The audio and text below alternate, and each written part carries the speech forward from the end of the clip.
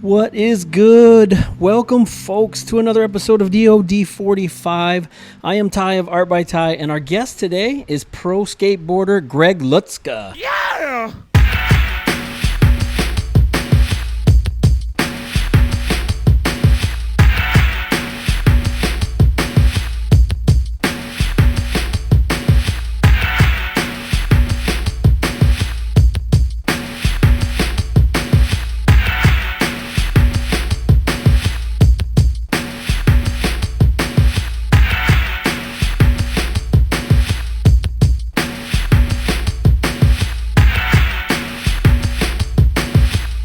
We have a nice and chill conversation with things like his new venture and upcoming podcast called Dropping In, his journey becoming a pro skateboarder and moving from Wisconsin to California at the age of 17. We talk about how his only official job was as a paperboy when he was a young kid. We discuss dropping out of high school, unspoken rules, hypnosis, the Olympics, passive income, and I ask his opinion on the old George Watanabe Z-roller trucks. Greg Lutzka is the kind of skater you love to see out at the parks and in the streets, possibly even a role model. He's a hard worker, a consummate professional, and an absolute shredder.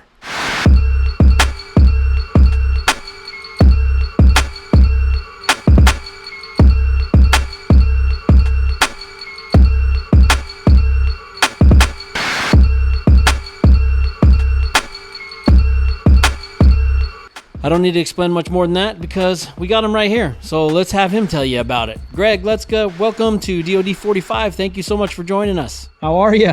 I'm good. So check it out. I got my own podcast studio here as well. This is kind of my little backdrop here. Oh, awesome. I didn't even know. I didn't really realize that. We just started it. I just built this out not too long ago. So look at all the cameras, the lighting. That's awesome. You mean it's brand new? Have you recorded an episode yet? No. You already have a logo and everything. We got an intro. We did like a test pilot. You know what I'm saying? Like a test one. Yeah. But we haven't actually shot an actual episode. You know Yeah. what I mean? So how does my backdrop look? I think it looks good. Looks good. It looks very professional. Are we good? It looks like we're on the Dropping In podcast. Oh, yeah. Is that all right that's there? Absolutely.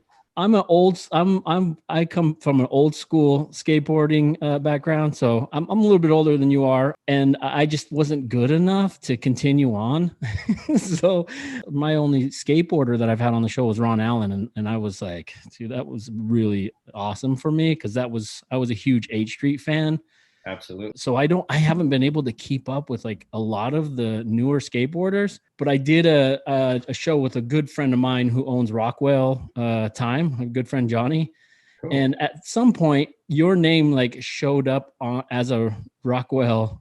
I don't know if they were sponsoring you or if you were. Yeah, I worked with Rockwell for quite a while. We did a sponsorship together, and then we also did like a signature watch. That's awesome. That was pretty cool. I think it was like a limited edition watch, and it did really well. And it's really cool to work with them. I mean, I feel like over all the years working with these different sponsors, I've been very blessed, you know? Yeah. Before I start the timer, how are you? How are things going for you? Man, things are going good, dude. Just been busy with skating and I got in the motorcycle industry a bit. So I started riding bikes and creating products in that industry. And yeah, things are going really well, man. How are you feeling about the skateboarding being in the Olympics? I think it's cool. I think, man, it was crazy watching it. I wish it was 10 years ago when like I was in my prime because I would have loved to be in it. But are you not in Olympic shape? Man, they only took a couple Americans, a couple Canadians from, different, a couple Brazilians. So like you really got to be top to take. Like Nyjah got in there, and it looked like a crazy contest. I mean, he even got 8th. I think he's like one of the best out there right now too. Do you know either of those Olympic gold winners, the Nishia or Horigome? Not personally, no. No. Okay. Yeah. I mean, yeah. Actually, Yuto I do know, but I haven't skated with him in a while, but I've skated contests with him for sure. Yeah. You live in California, right? Correct. Yeah, so you were in a pretty hard hit state with the pandemic. Were you able to take advantage of the shutdowns by like skating spots that where security might not have been at during the shutdown? Absolutely. That was like the only good part about it. Yeah. Was able to be able to go skate spots that, no one's there, so that was kind of nice, I guess. But yeah, just very unfortunate thing with the whole pandemic Sure. and coronavirus, and we'll see what happens. Is that a major issue for you guys in there in California? Like, will security kick you guys out everywhere? Oh yeah. I Yeah. mean, for the most part, yeah. Like they're just, they don't want you on their people don't want you on their property, Yeah. and I get it, but that's where some of the good spots are in schoolyards and at businesses and all that stuff. So you just gotta kind of like be quick and run it and know what you want to do and hopefully land it within the amount of tries you get while you're there. And hopefully you get it when you're there, because if you go back, it could be gone or knobbed or skate stopped, or they do all kinds of different things like that. So All right, we'll get this timer going. I did want to ask you, how is the dry summer going? Is that something you're still doing? yeah, man, you know what, as you get older, I think your body just takes a little bit more of a toll. So I always just take breaks on anything. I think even skateboarding too much, I take a break on at times, because I'm like, I don't think you can do it too much, but just for me to go, like, I don't know, go dirt biking or ride my Harley or go snowboarding, it just gets you reamped to get back into skating. But yeah, with drinking, man, it's one of those things. It's like, it's fun to go out with your friends and have a good time. I'm 36 now. I think as I get older, I just pick and choose my battles, because when you go out and you wake up that next morning and you just feel like crap, it's never fun. So, and I feel like it just gets harder and harder as you get older. When I was younger, I was able to, go out drinking with the boys and have a good time and wake up the next day and win the skate contest. Like, go out all night, the night before Dew Tour, Money Maloof Cup, any of those big events, and literally win, and now it's like a 2-day recovery where it's like, dude, the next day is just tough. I'm going in my sauna and just like sweating out everything from the night before. And I don't even drink hard booze, like I just drink light beer, and it still takes a toll. So like, so I'll take a little break. So I took it was like I don't know, 2-month break, maybe it was something like that. I wasn't counting days or this or that, Sure. however my body felt. And now I kind of just try to have drinks when there's something going on that's worthwhile. Like the Bucks game, for instance, right? The Bucks were in the finals. And oh yeah, you're from Wisconsin, right? Yeah, I'm from Wisconsin. Yeah. So that was a good like night to go out and have drinks and celebrate and watch the game. During the Olympics, I had to have some beers, and we had a barbecue and had a bunch of people over, and that was a fun day too. But it's just, I think as I get older, I just don't want to party every single weekend. Yeah. Because I just don't want to feel like shit. And then when I'm not partying or not drinking, like, it really inspires me to put like good things in my body. So I just see myself better taking care of myself. You know what I mean? And then I feel better. I got a lot more energy, skating way harder. You know what I mean? Motivation's like here, and it just goes way up here when you're not partying. So I think it's very important to understand, which is hard for an athlete, is balance in life. And I have like no balance, so it's kind of like, if I do something, I go all in, you know what I mean? So if we're going to drink, let's party all night. You know what I mean? Like I won't go to dinner and just have like 2 beers, because I just rather have like a Sprite or a Coca-Cola that tastes good, Yeah. So it's one of those things. I'm kind of an all or nothing kind of person. So I just pick and choose what I want to do in my life, and those things that I choose, I go all in. I think that's why I made it so far in skateboarding, to being a career of mine, because I just went all in and no holding back. That was one of the biggest things, Yeah, I mean, it's obvious that you like to go all in. I'm 44, so yeah, right around your age. I think about 35 was when I started feeling like it really took 2 days to recover from a night of drinking. Yeah. You got to pick and choose. When you're younger, it's like your body bounces back. And, you don't want to be that old guy with the big puffy red cheeks that's just been drinking his whole life. You know what I mean? So like, you get to a point in your life, like, you just got to choose, like, all right, maybe I take a break for a little bit. And that's always good, man. I usually like to take a break just to make sure that I still can. Yeah, no, that's good. Yeah, when I thought about asking you, I thought, oh yeah, maybe, sometimes when you do put that out there, and it's kind of a bummer because people are like, hey, how's that going? And you're like, Yeah.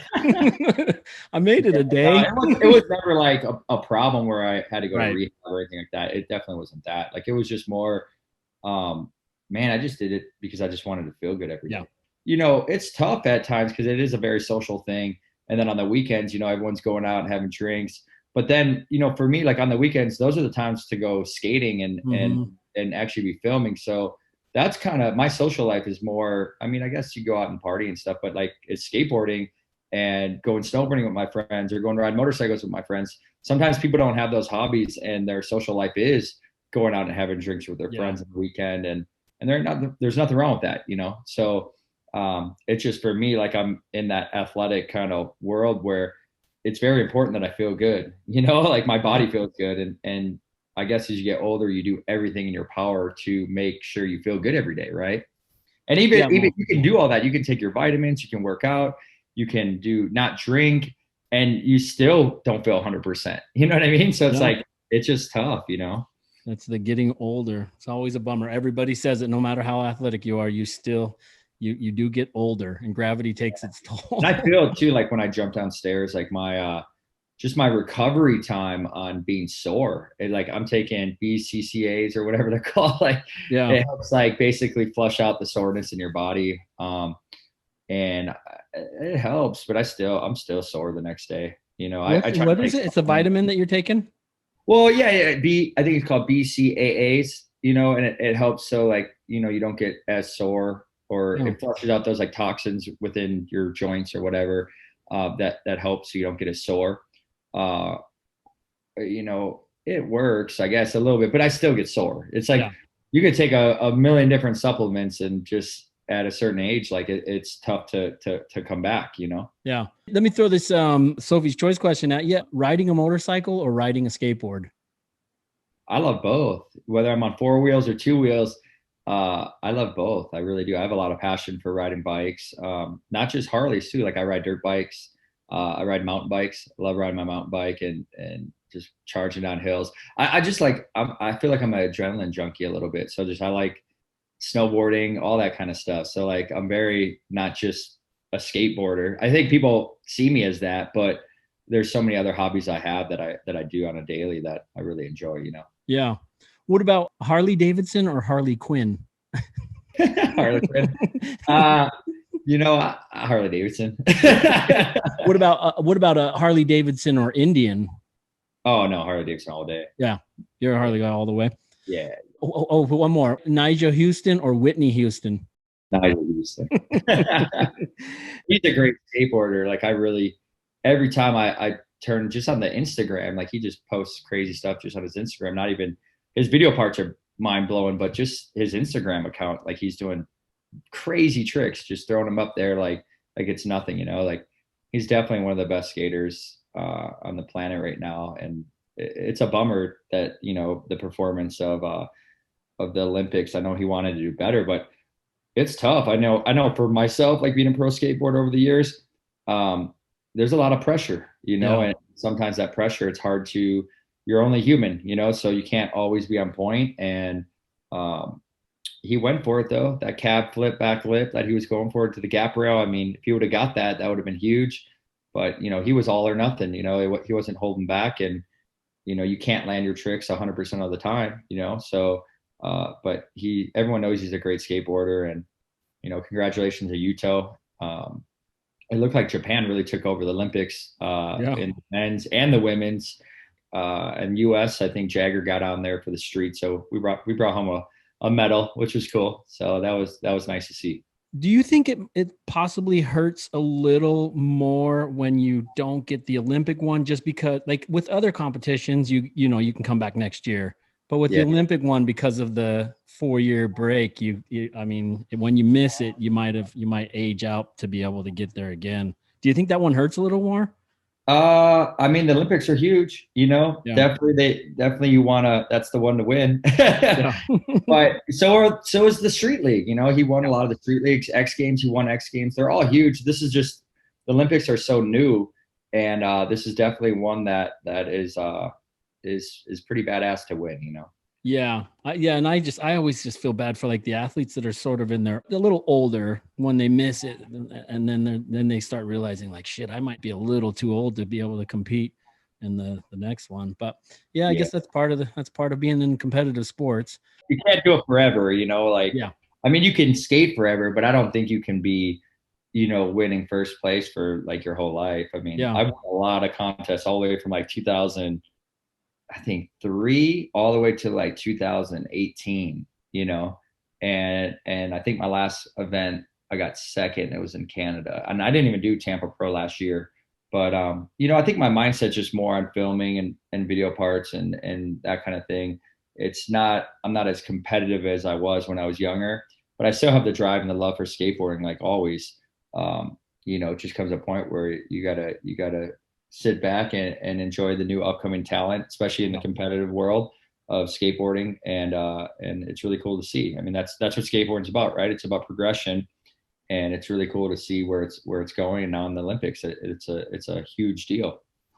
Yeah. You know, and we were talking about things that you kind of lose as you get older. I mean, I don't know what was the case for me, but your competitive edge starts to go away as you get a little older. Yeah, I think so. Oh, that Rhino's looking cool, man. Yeah, I think as you get older, the competitive edge does go away a little bit. You know, for me, I've always been super competitive. So, for me, not really competing in the last 2 years, you know, it's tough. But at the same point, I enjoy it and I enjoy watching it. So I have to understand that like I can't compete forever, and I'm a fan of skateboarding, and I started it because I love it. Not to compete and win all these events. That was a blessing. I was able to do that, but I'm a fan of skateboarding. I do it because I love it. That's it. Not because I made a living doing it or did it to make a living.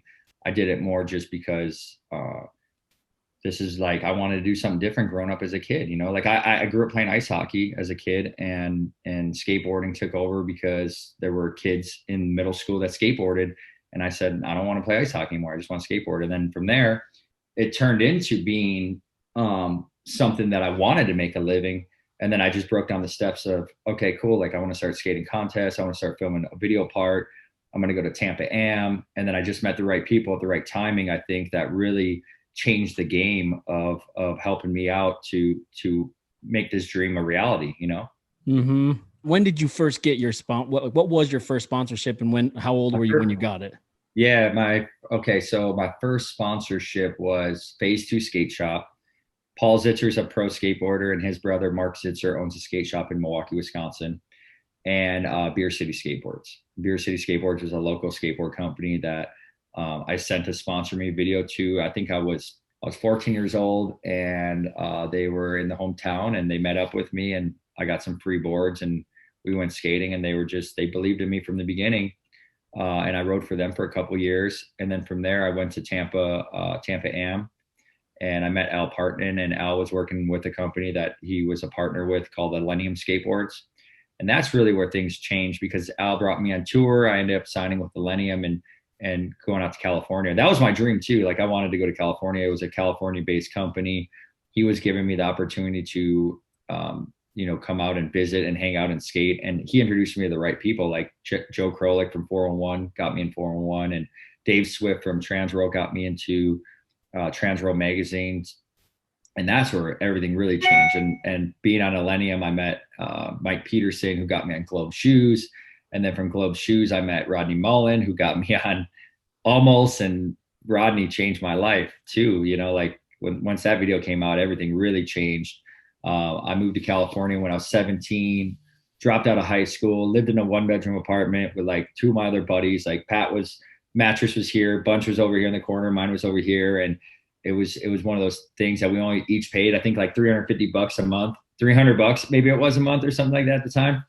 And we just made it work. And you guys were having a great time at that time, probably, right? Oh, those are some of the best times of my life. Yeah. And then you'd meet some chick at the beach or whatever, you bring her by, and like you pull your mattress into the living room and shut the door or whatever.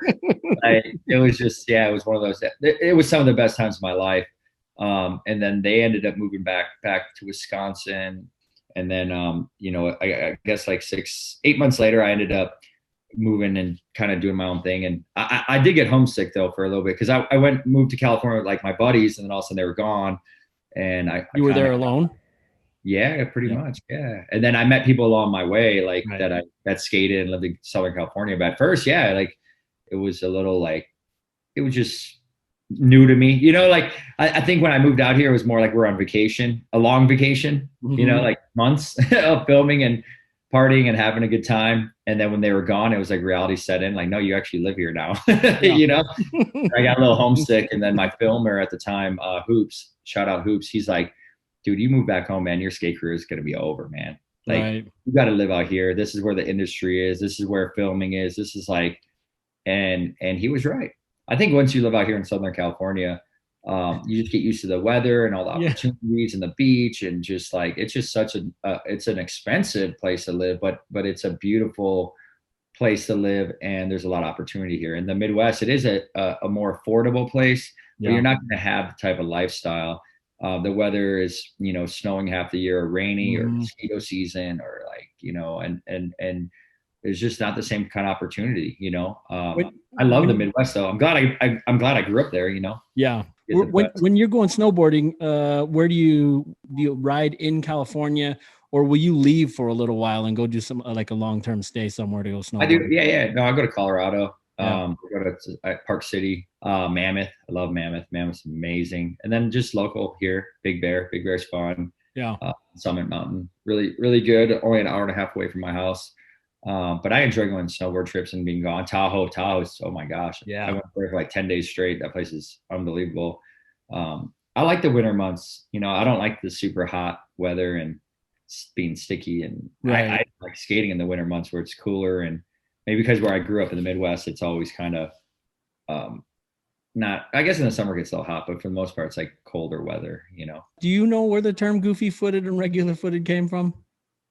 Good question. I keep asking everybody and no one seems to really know. I don't know. I don't know, man.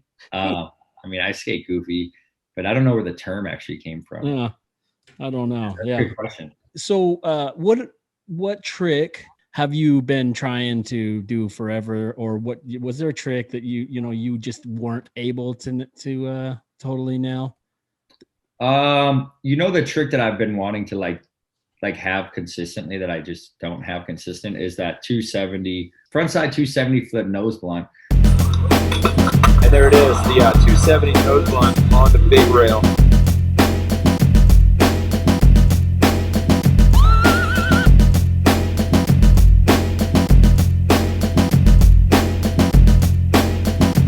I won a best trick contest in the Money Maloof Cup. I forget what year it was, 2010 maybe. I forget what year it was, but it was on a bump to bar, and I've been trying to get that trick ever since. I've only done it once in my whole life, and I've done it to board, like frontside 270 flip front board down a handrail, like for the barracks, like one of my bangings at the barracks or whatever. But yeah, I've never conquered that trick where I got it like ever again. I've only done it once. I've never done it again. I don't know. Is it something that you're still actively trying to?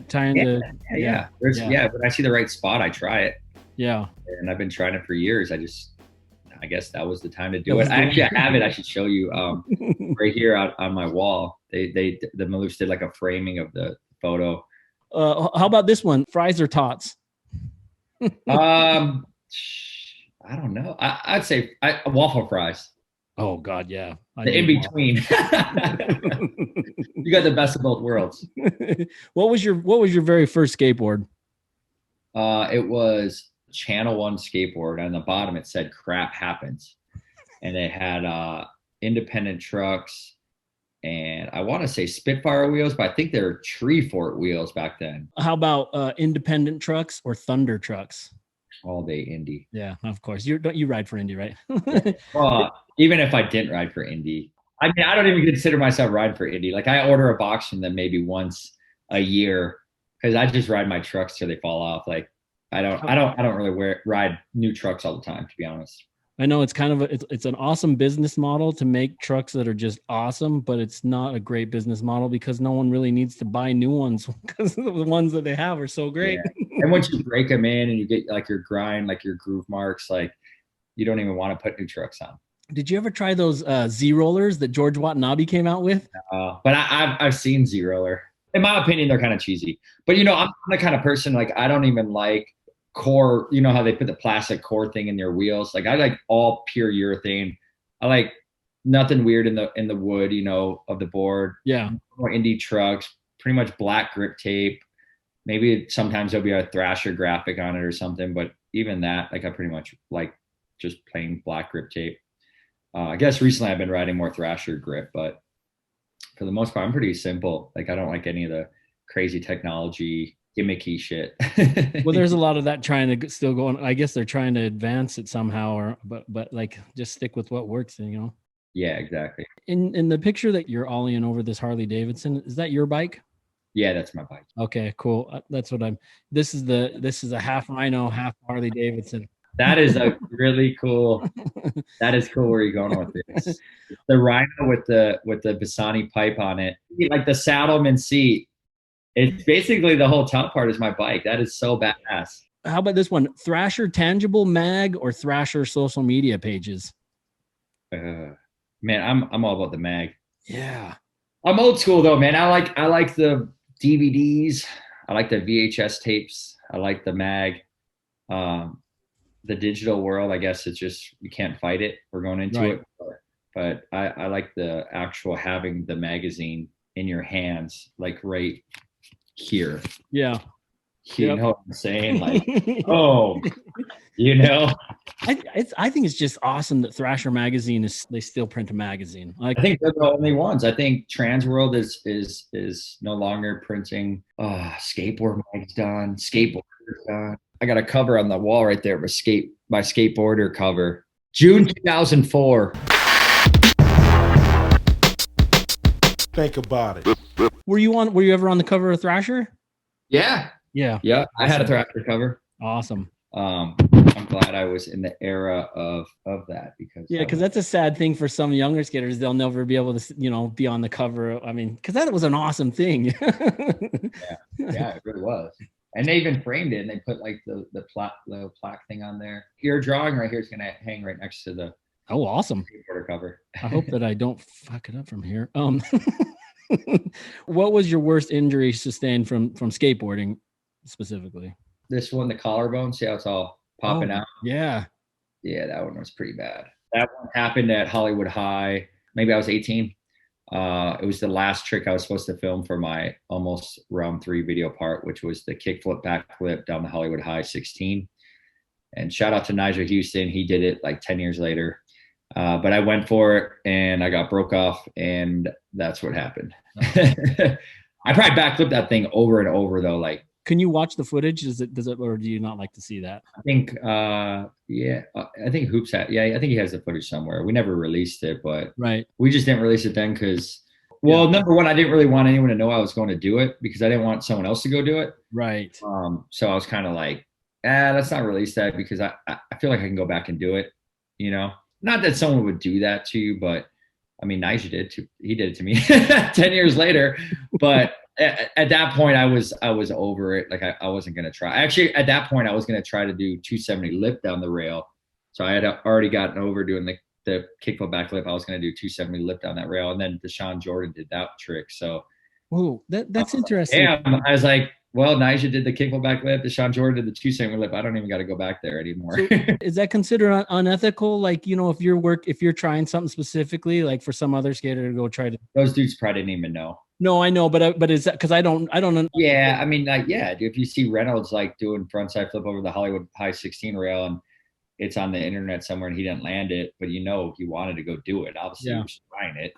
That you don't go there and. It's kind of a cooler move to not try to do that, right? Because everybody's basically trying to show shit. Or like you've been going to a spot and doing like a trick that's already been done, but like Chris Cole did that. Like, and I mean, it's just kind of one of those things you just try to steer away from. Yeah. I think nowadays, like there's so many tricks going down that it's hard to probably keep up with what's been done, what hasn't been done. But back, when we were filming some of those video parts, you knew what was done because there's only so many skate videos out there and you watched them all. Now there's so much content coming out. You don't even know who the hell did what because it's just like on everything. assuming it's probably been done because there's so much that has been done, you know? Yeah, it was done 14 times on TikTok already.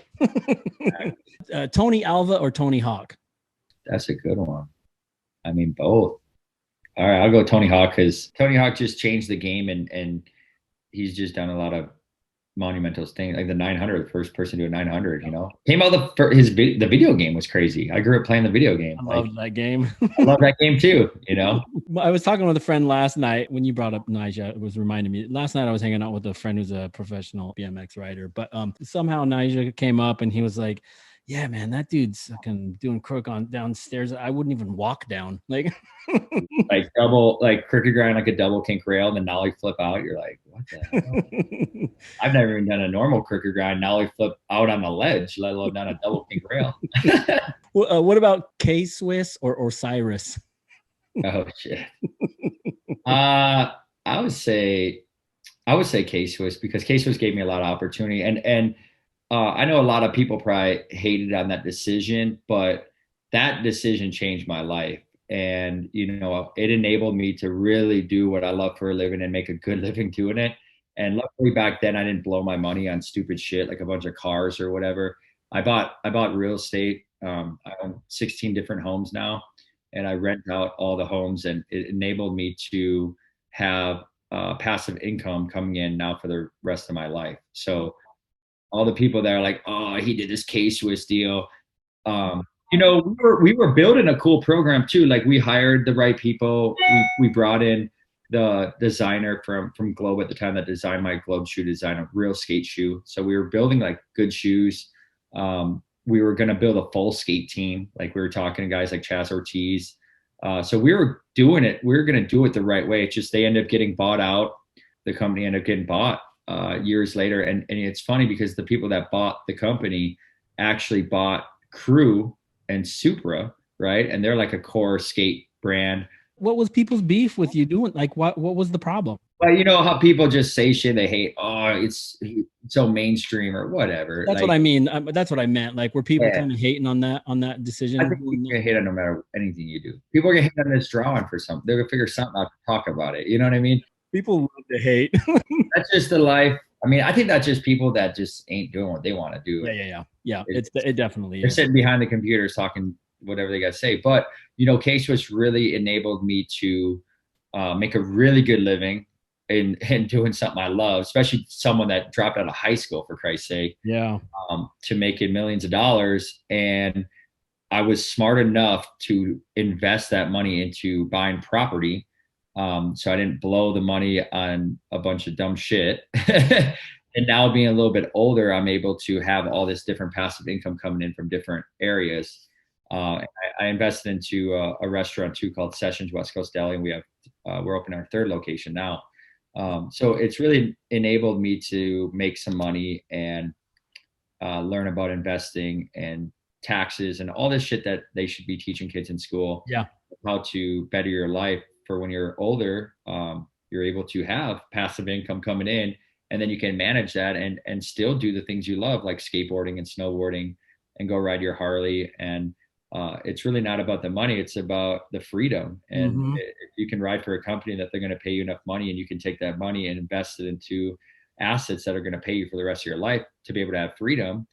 And when you have kids one day, be able to pass that down to them so they can have freedom. That's a powerful thing. Absolutely. So people could say whatever they want about, you know, some of these skaters riding for corporate brands or something that they don't believe in. I just would have to say, as being a skateboarder, do it for the right reasons. And we were doing it for the right reasons. We wanted to build a good skate team and build quality footwear for skateboarding. And that's why we hired some of the right people. But I would say being a skateboarder, and advice to other young skateboarders is invest your money. Don't think it's going to be there forever, and invest it if you have it, and invest in your future, and don't blow it on cars and Gucci shit and jewelry or whatever the fuck it is. Buy real estate, and you will thank yourself later on in life, and that will change your life for when you're older, to not have to struggle as much, I should Do say. you do any kind of mentoring for younger skaters? Or, I mean, are you open when people kind of want to, you know, when they come to you with a question or something? Yeah. I mean, even for sponsorship, like I've had friends of mine that hit me up, hey dude, like, can you put together a contact for this brand, you know? Yeah, that's cool. Yeah, 100% I do. Yeah. I've actually had people like ask me, you'd be a good manager, like, cause, you know, you've been in the industry, you understand it, you have a lot of connections, you've ridden for everything from like the super core market, small brands to massive brands like K-Swiss and Harley and Rockstar Energy and Oakley and Toyota, and the list goes on. Yeah. Purple, all these crazy different brands, you know? So like I have a lot of experience in it. And then, you know, I also have a lot of experience in just creating businesses outside of skateboarding. Like I have rental properties and Airbnb properties and online motorcycle shop and just different investments. You know, not everything's a hit. Some do really well. Some you lose money on. Some, you know, I created my own clothing brand called Good Living, and I spent I don't know how much on that thing, like 50 grand, which is a lot of money to be in clothing. You know, we got it to the point, and then I was like, I'm gonna be done dumping money into this thing because I knew that it was going to be tough and it was a competitive market, and we had to constantly get new graphics and hire designers and marketing, and then I ended up licensing it, you know, and I licensed it to Grassroots California, and they took it, and then they did a great job with it, and they got it in all these different cool shops, and then we made a royalty off of it, and it took the stress off me having to hire designers. They had them in house, you know, so I learned about licensing, and that was a really cool. Do you like that industry, the like clothing industry and all that? I mean, it's a hard industry, but no, I mean, I think when you're younger, everyone says, I want to get a clothing brand. You know what I mean? That just, I don't know why, but everyone wants a clothing brand. Well, when you get in the clothing business, you understand how tough it is. And everyone has a damn clothing brand. I know. You understand that you got to think a little bit more outside the box. Yeah. Is there a movie that you can watch over and over and over? I'm terrible at watching movies. I really am. I don't watch movies because, well, I just never have been. Like if I watch TV, I'll be honest, like I watch shows like Shark Tank, The Profit, documentary movies, like things that really inspire me. Right. I'm really into investing. I'm really into business. I'm really into how to take my brand or myself or a product and take it to that next level. I have such a hard time just watching a random movie. Is that something that has been your whole life? You've never really been into movies? Person. Oh, no. Wow. Yeah. I mean, you were out skateboarding. Who's got time to? Yeah. And it's just, I don't know. I just don't have I guess I have a lot of, I just can't just sit there and focus on a movie for an hour and a half. I feel like I could be doing so much more in my life during that time. I'm like, I should be doing like emails. I could be setting up, go skating. I could go film. So much more I could do. But what about like skate movies? Like have you seen mid-90s? Oh yeah, mid-90s. I watched, it was hard for me even to watch that movie. It was all right. It was good. I mean, yeah. I watch skate videos more than skate movies. What's the best skate video? I like the Flip Sorry video, the Toy Machine Welcome to Hell, all the Girl Chocolate videos. I like all those old school videos. Yeah, I love Yeah Right. I could. Yeah Right. It's amazing. Like those videos I can watch. Yeah. Those videos I can watch because I love skateboarding so much. And it's got music to it. It's just a lot going on, man. It's just, and you can just see how much passion these riders put into their parts. And you know, with movies, I can watch movies, but it isn't my favorite thing to do. I'll be honest. How about this Sophie's choice, Letitia or Alyssa? Letitia. Tupac or Templeton? Oh shit, man. Both legendary. At Templeton, because that was one of my favorite brands growing up was Toy Machine. Yeah. Do you have any TV crushes when you were younger? Oh, Topanga. Oh, Topanga. Topanga. Yeah, because I am a little older. There was this girl Winnie on Wonder Years, but that was Wonder Years. I remember that show. How about text or talk? Do you prefer to text with people? I'd rather talk. Yeah. I mean, I do text obviously because it's just looking at my phone. I got like 10 missed text messages. People like to text. I don't know why. Will that drive you nuts if you have those like red notifications on your phone? Is that something that would drive you crazy, or do you not even give a shit? Yeah, notifications. I gotta clear them. It'll drive me mad. Even my phone, like when the battery's starting to go low, I got a external battery pack that I'm like, I have on my phone at all times. That I'm putting in that from your what's his name? I always forget his name. Oh, they're right here. Actually, here, check it out. I was gonna show you that. Felix. Yeah, you guys did that one. That was in collaboration with Felix. Did everybody on the team get their own Felix version? Everybody got a Felix the Cat board. Yeah, that's cool. Yeah, there's a lot of licensing going on in skateboarding. I feel like, you know, I think that's awesome. It's crazy. It just seems like licensing is like huge in skateboarding now. Like all these graphics, like we'll have all these. The Harley Davidson collab was a licensing deal too. We see all these like cartoon characters like this on skateboards now. Like, how did they get the rights to that? Does that take away from the independent artists, guys, artists, and things? I was just gonna say, you know, Darkstar's pretty cool because they did work with some like actual artists where they made boards with artists as well. It's not all just licensing, but I just do notice a lot of the graphics. Mm-hmm. I don't know why. Maybe because people can relate and be like, "Oh, I know Felix the Cat. That's cool." You know what I mean? And then they buy it because they can relate to it. You know, and you put a brand new graphic on it from an artist, and they're like, "What is that? Yeah, cool." You know what I mean? Crazy. Is there anything that you're not very good at that you'd like to get better at? I'm not. I mean, I'm okay at playing guitar, but I'd like to get better at it. Are you the type? I mean, are you good enough? Like you could just bust it out around the campfire, though, and Yeah. I can jam. Are you superstitious at all? Yeah, like I guess when I went home hunting, I could like feel energy in different homes where like I felt like someone. Actually, it was a home that I went into that I was like, it was like there's like a ghost or something in here, like someone died in here. Then I told Ruthie to find out, and someone did die in that home. Oh, does that bother? Would that affect your decision on buying? I wouldn't buy a house that someone passed away in. No, I wouldn't do that. Well, we just bought one behind here, and she just died in the mattress right now. Yeah. I went and stayed at the Queen Mary in Long Beach, and that's like a very haunted ship. And I left at like 2 a.m. I was over it. I was like, I can't even be in this thing. So you're not into ghosts? No, but I do like Halloween. Well, do you like horror movies? I know you don't like movies at all, but I just like going to haunted houses. I just like the entertainment of it. Do you dress up? Do you like to do the whole dress up too? Yeah, some years I dress up.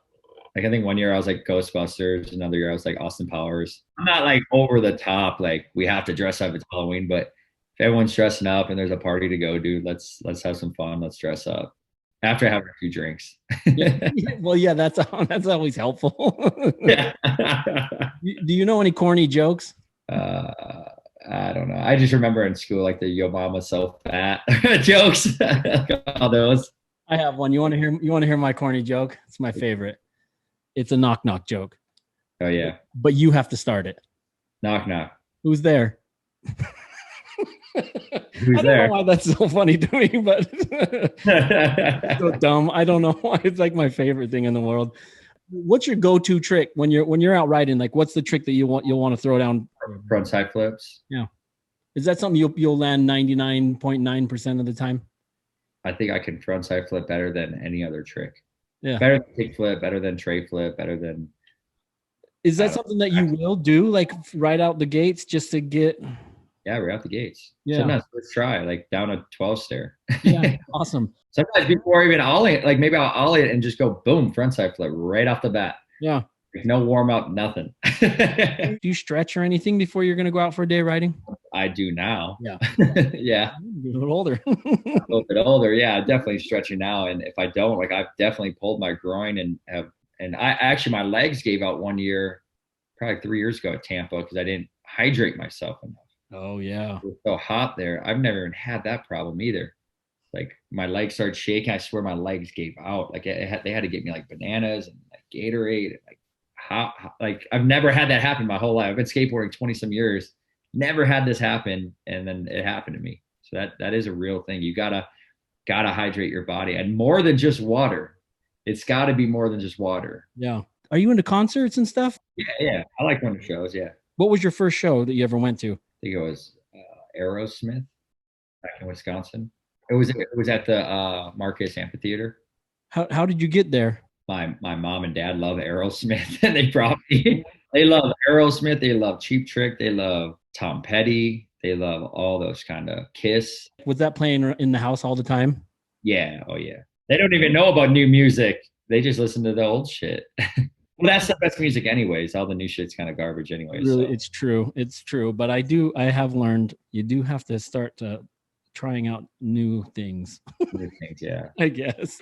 That Rhino's looking pretty dope, man. Thank you. Yeah, I got to do a whole bunch of shading and highlighting. I know I won't be able to finish it before the 45 minutes are up because we got about 5 minutes. But I'll get it looking real good for you before I send it to you. Where do you vacation at? I'll go up to like Mammoth. That's a vacation for me. We did go to Cabo about 4 months ago. That was fun. It was like an all-inclusive trip. I've traveled so much. I'm on my 3rd passport. So like everywhere I've been was because of skateboarding. Japan, China, Europe, all throughout Europe, Brazil. Where's your favorite place outside of the US? Australia, I would say. I just like the people there. Super friendly. Dubai was cool. I went to Dubai twice. Dubai's pretty fun. But I guess I've traveled so much in my life through skateboarding that I like to go to places that I'm not even skateboarding anymore. Yeah. You know what I mean? Like I like to go to the mountains. It's like that fresh air and you're just doing something different. Do you camp? Like, will you go camping? Yeah, hell yeah. Up a tent and stuff? You like that? I grew up in the Midwest, so camping's like huge, you know? Yeah, camping is good. Camping and fishing and like all that kind of thing is right up my alley. I just don't do it as much out here. I feel like that's a very like Midwest thing that when I go back home, we'll go camping, we'll go fishing and all that good stuff, you know? Other than houses, do you have any other abnormal collections? Yeah, it's not like I don't have like baseball cards or anything like that. Right. You know what I mean? Actually, art. I do have some art in my house. I do like collecting art. I wish I had more art in my house, but I have some cool pieces that I really like. Skateboard decks, which that's art too. So, do you keep one of your decks at least? Every deck that you've had, one of your own? Oh yeah. Where do they? I just have a stack of them. There's some of them I hang, but I don't have skateboards hanging all around my house. You know what I mean? But the ones that are hanging are the ones that happened, like a significant moment happened while you're riding it. The ones that I have hanging are just like my favorite graphics. Okay. Who was your favorite skater when you were growing up? Tom Penny, Andrew Reynolds, Chad Muska, and Jamie Thomas. I'm just assuming you've maybe rode with some of them. Yeah. Oh yeah. I've skated with all of them. I think I was most starstruck by Tom Penny though. He was in Europe and he was skating the bowl in Copenhagen, and it was really cool. I got a photo with him and stuff. It's pretty dope. Let me ask you this: all across the world, what skate shops have shown you the most love? They all do. I mean, they all carry our decks and stuff. So like, there's not just one that's better than the rest. But I always just give mad props to like Phase 2 and Sky High, like the shops back in my hometown that definitely helped me out when I was a young kid and got me those boards to keep me going when I didn't have any money and my parents weren't like super wealthy or anything. But they got me boards when I needed them. But it wasn't like when I got free skateboards, that definitely was cool and helped out. When you're out riding, will you stop by shops and just do like a drop in at a shop or something? Yeah. Cause I do that motorcycle shops. Yeah. That's awesome. I just have this fear that skateboard shops are going to go away. And it would just really bum me out. There's that time. Yeah. I know. Just really bum me out. Like all the brick and mortar places are going away. Everything's done online now and like Amazon, and it's kind of sad to be honest. Yeah. And the only way really to keep shops going is I'm happy to hear that like you'll drop in at a shop because that's really kind of how you especially the mom and pop shops, the small the Zoomies, okay, cool at the mall or whatever, but no, those ones are kind of I mean, they support us skateboard and they buy a lot of decks, so that's cool. But so the time went up. I will get this thing finished up. Before we go, let me throw maybe a couple of more questions at you. Oh shit! I was gonna ask. I forgot. It was on my mind, and then I totally forgot what I was gonna ask you. Oh, yeah. What was your first job? I've only had one job my whole life. I was a paperboy. I was like 13 or 14 years old. I think I was 14 because they let you be a paperboy at 14. Did you like that? I mean, dude, it was tough. A little like 14-year-old, they carry this big bag full of papers. Yeah. It was heavy. Did you ride a bike or did you walk? I think the first time I walked and I realized this is not how you do this. And I think I got like some kind of like wagon thing that I wheeled and put the papers in. You know what I mean? Was it a morning paper? It was a smaller paper company, but I think we had till 2 p.m. to deliver. Oh, okay. Yeah. Because I used to do a paper route with a friend, but the paper had to be, it was a morning paper, it was Sunday morning paper. So we were out at like 3 a.m. It was awful. This is like those small papers, like not like the Journal Sentinel or something. Right. It's like one of those like small ones that go in the plastic bag. And you had to, it come in a bundle. Actually, you had to put each one in the plastic bag. So you had to do that first. Then you put them in the wag, and then you deliver. So it was like a process, like 5 cents a paper. They need to start hooking kids up a little bit higher. Yeah, no kidding. Pay them more. That shit was a lot of work. I get a paycheck for like $75, man. I like, dude, sweating hours of work for $75. Then I realized I was like, I ain't cut out for this shit. Well, I mean, if that's your only job, man. I was like, I'm gonna figure out how I can make skateboarding somehow to make some money doing what I actually really do love, you know. You pulled it off. You're one of the lucky ones. Well, so the final big question: do we have free will? Yeah, we do have free will. Awesome. We do have free will. If you believe, you will achieve. That's right. You have to believe, and you have to strongly believe, and you have to break down the points in your life to get to where you want to go. Nothing happens overnight, and it takes steps to get to where you want to go. And once you understand that, and you got to take small steps every single day to get to where you want to be in life and achieve your goals. Once you understand how to do that and visualize where exactly you want to go and what you want to be, and also be open-minded to want to adapt that certain things that you think is the right step, you might have to adjust to get to that next step. That's when you can really become who you want to be and do what you love, and even make a living doing what you love. And there you hear it, folks. This is coming out of Greg's mouth. Like, you just go look at his background, and it's proof you want to take that advice from this man, because you're super successful.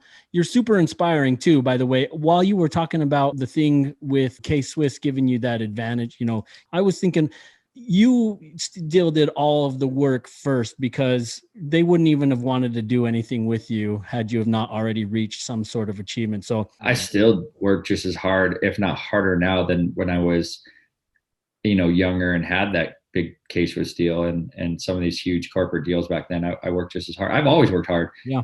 I think since I was 15, when I quit being the paperboy and I wanted to skate for a living, I was always sending out videos, reaching out to companies, trying to figure out how I could make it in skateboarding, trying to make connections and get to the right people, to get to the right places, to be able to really make this dream a reality. If you want something, you got to work for it. And you got to go get it. Yeah, you got to go get it. Nothing's going to come to you. Right. Nobody's going to come knocking on your door. I'm telling you that right now. Nobody's going to come knocking on your door. If you want something, you have to go get it. Where do you, I don't, not to play psychiatrist here, but what do you attribute that drive to? That not everyone has that. It's not like just a trait that people have.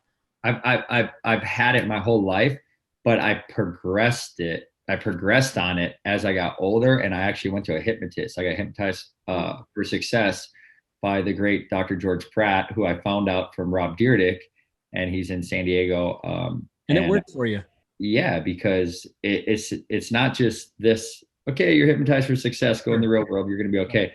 It's believing that you are going to be something before you are that person. So kind of using your subconscious mind and visualizing and believing that, okay, cool, I'm going to be this person in this amount of time, and this are the steps that I'm going to take to get there. You know, the book and the movie The Secret, I don't know if you've seen that, but that's a really good movie that you should probably check out on Netflix. It's called The Secret. That really helps out understanding exactly what I'm talking about. And when you use these kind of methods in life, you can pretty much have whatever you want. Yeah, that's all. Do you do that visualization too when you're skateboarding? Like, you'll visualize yourself landing something that's, yeah. I do. I tell myself I'm going to do it this one. Yeah. I visualize, and I meditate a lot in my sauna. I got a sauna right here that I go in, and I put in like different kind of like relaxing kind of meditation music, and I visualize exactly where I want to go. And then I break down the steps to get to where I want to go every day of my life. Like I literally wake up and work from 8 a.m. till 11 at night, and I enjoy it. Yeah, that's the trick. No, yeah, the proof is in the pudding. You're like a perfect guest for my show because the show really is about people that are inspiring and people that have reached what they've wanted to reach. So I'm really grateful to you for being on our show. I'm bummed that I wasn't able to completely finish this, but when I was coming up with it looks awesome, man. I knew I wasn't going to be able to pull it off in 45. And for the people out there, they're like, why a rhino? A rhino cannot go backwards. It can't walk backwards. And in life, you're always constantly moving forward. And that's why the rhino is one of my favorite animals, is because that's how I feel like life is. You just can't go backwards. You can't doubt yourself or what is it? Not doubt yourself, but like look back and say, oh, I wish I could have done or should have done this. You got to move forward at all times and keep moving forward. And that's what a rhino does. It keeps moving forward. And that horn is badass too. I mean, look at that horn. Well, I'm glad that you picked it too, because I love rhinos as well. I love drawing rhinos, but I really love them. Again, I really am thankful that you were willing to put some time aside to sit with us. It was awesome. Yeah, this was killer. I'm really excited that came on the show. And then when we launch our podcast series, which we're working on right now, as the viewers can see the logo, and we're here in the studio and we're messing around with different equipment and having fun doing it. I look forward to hearing that. You don't have any sort of particular launch date of when you guys are gonna? We're gonna film probably I want to say 8 episodes before we launch. Yeah. I'd like to try to get one out every week. Yeah, that'd be the goal. We don't have any sponsors or anything like that. We're just doing it for fun. Yeah. Same with me. Yeah, and to share cool stories. So it's more of a passion project than anything, and it's something that's really cool, and I'm excited to talk to other people and hear their story, just kind of how you heard mine. Because you could take from that. That's what I gathered from doing this. Like, I've learned so much. I've been doing the show for 6 months now, or something. Maybe not that long, but you just learn so much, and it just improves. It makes your life better. It makes having a knowledge is something I've always wanted. Growing up, I wanted to just gather as much knowledge as possible. And you can really only gather knowledge from people that have had experiences. So, yeah. Before we go, is there anything to promote? Anything, where should people be checking out what you're up to? I don't really even have anything that I want to promote. I just want to thank you for having me on the show, and thank you for doing this awesome drawing. That's really creative and really cool. And I love that you tied in my favorite animal and skateboarding and my signature pipe and what looks to be the top of my bike, which is that's your bike.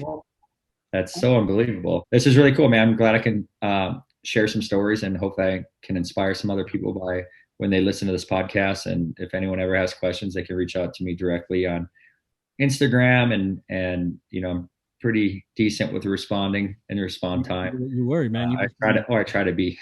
So it's incredibly generous of you, man.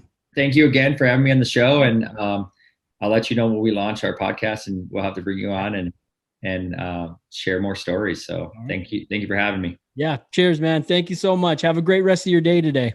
All right, guys. All right. Bye. Peace. Bye.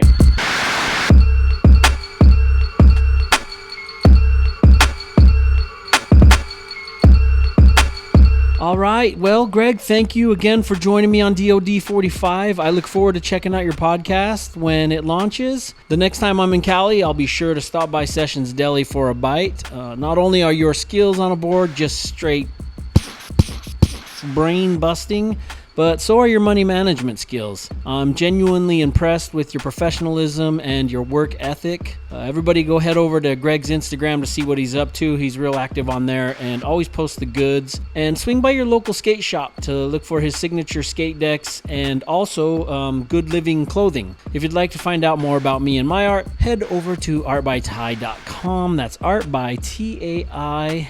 And there's this new thing out. I think it's new. Maybe not. It's called Twitter. There's an @ArtByTai there. Don't follow it or anything. Just look to see if it exists. As always, you can find any necessary links and info in the notes. That's it for now. Thanks for joining me, and I'll see you on the next episode. Cheers. There are thoughts in my head that take place in my bed, and I don't have to lie, but I do that instead. Things that need to be said, poison in my brain like lead. Thanks for watching this episode of DOD45. I hope that you enjoyed yourself. Make sure you hit that subscribe button. I don't want you to ever miss an episode. Also, stick around my YouTube page for a bit. There's a whole array of videos to enjoy, including time-lapse videos, drawing tutorials, and live streams. It's like an amusement park. Now click that subscribe button and go watch another episode of DOD45. Cheers.